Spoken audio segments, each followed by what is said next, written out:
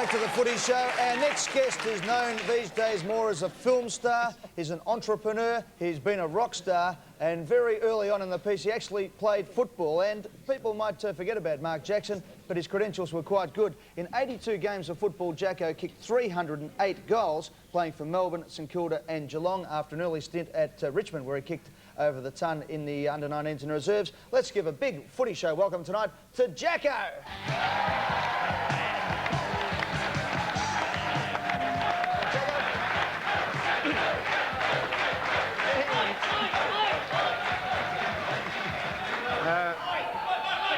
God almighty, isn't that unbelievable?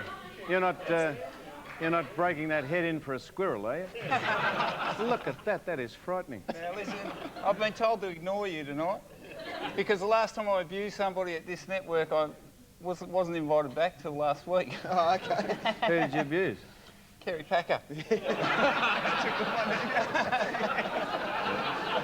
You do the interviews,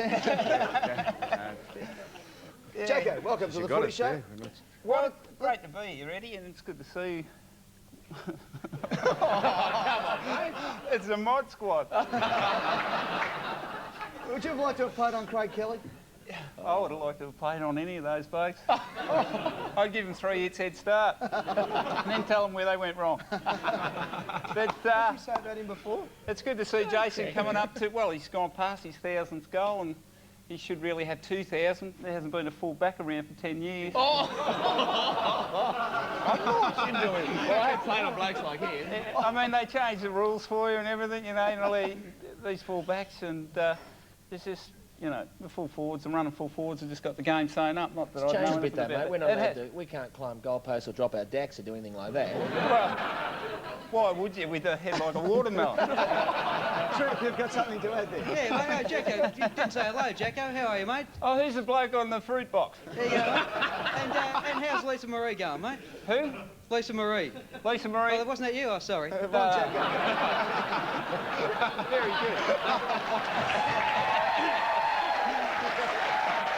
Mark, let's go back through some of your football career. Let's go through St Kilda now. I still can't work out why you left St Kilda. I just got that joke.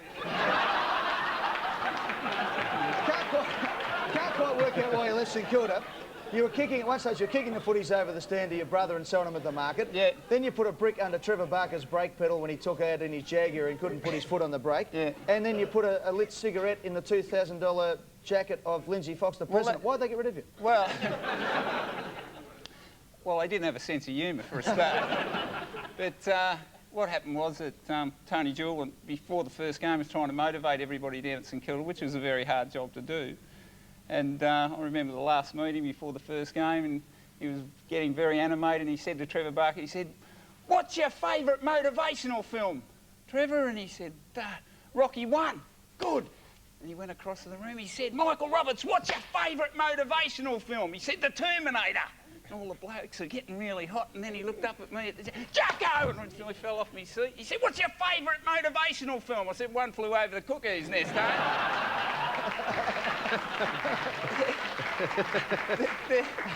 There was one scene in that, and when we were growing up, we weren't nice people around our area. You know, you grew up with your mates, and you occasionally got into trouble. And it was just one scene in One Flew Over the Cuckoo's Nest, which I thought I really liked, when Jack Nicholson slipped the cigarette butt in the bloke's foot, and he jumped up out of his chair and he's jumping around, and I liked it that much. I thought I'd try it on the president of the St Kilda Football Club. Yeah, we jumped up and down. He did jump up and down, and I ended up playing rugby union for half the season. I think Tony Jewell had a favourite scene in that movie too. That's when he stuck the pillow over the guy's head. Throw me a pillow! Jacko, just one more before we go to the teams for the Carlton-Melbourne game. Tell us about Kelvin Moore, when you did your famous handstand. What motivated that? You know, back then you were allowed to entertain the crowd, and I mean, I don't profess to be the best footballer that's ever played the game, and, you know, I'd probably get a few votes on that. But I do profess to be probably the best football entertainment that's played the game, and, you know, I put a lot of bums on seats, and whether the people went away laughing or crying about what I did, they got their money's worth, and I think it's... Fair comment. Yeah. What's... Yeah, and I think today, I think the big losers with the rule changes and everything like that, and you've only got to look at them, they all look like robots running around today, and then there's no entertainment left in the game. Now, Jacko... And will you let me finish, Sam, you idiot? But, you know, I really think there's room for some animated footballers back into the game, and, you know, that will attract the attention of the young kids. All right, Jacko, well, hang on a second. Let's go and have a look at the two teams for the big game between Carlton and Melbourne. Melbourne lose, they're out of business. The Blues, of course, have the double chance this week. And let's have a look at the new players in the side. 6 changes down there at the Princes Park, or Optus Oval, rather. Greg Williams is back, Lynn is back, and Brown. No, the 3 omissions from last week's game. Cook, Oliver and Smith come in. Julio and Scholl go out omitted. And the Blue Boys lost last week to Essendon by 18 points after finishing second on the ladder, with Stephen Kernahan kicking 6 goals. And, well, Sam, they reckon last week they only played 20 minutes of football. Well, no, of course, that's all they had to do because they got the double chance. And, of course, the Premiers are just going to go through the hoops against Melbourne. They might actually lose to Melbourne on the weekend. Well, which is it going to be? Well, they can still easily be... This is the final 8 at work here, Eddie. You can still easily lose this game, Carlton, and come up and win the grand final. Now, they're going to win the grand final, so just pencil that in now. But I'm not sure that they'll beat Melbourne because...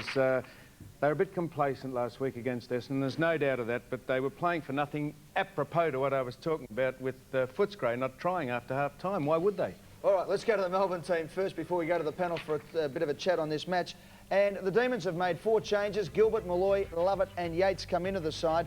Melbourne defeated Sydney last week by 46 points in a match they had to win, with Schwartz kicking 9, Charles and Pike 5 each, and Lyon kicking 4. So they're all in form up there in the forward line for the Demons. The only time these two teams have met this season in round 12, Carlton won by 27 points, with Kernahan kicking 4 goals. Can the D's cause the upset, boys?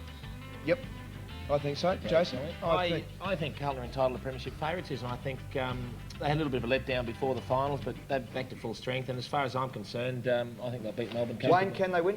I think that Melbourne will win the game. Ooh. Although I do think that Carlton last week were playing a very capable side in Essendon, and I think that there was no, I suppose, surprise that Essendon knocked off Carlton. Before we go, Jacko, you've got a movie coming out, Signal 1, but also you had a gold mine. What's happened to that? Have you got rid of it? Yeah, the gold mine. Yeah, we're just about to vend into an unlisted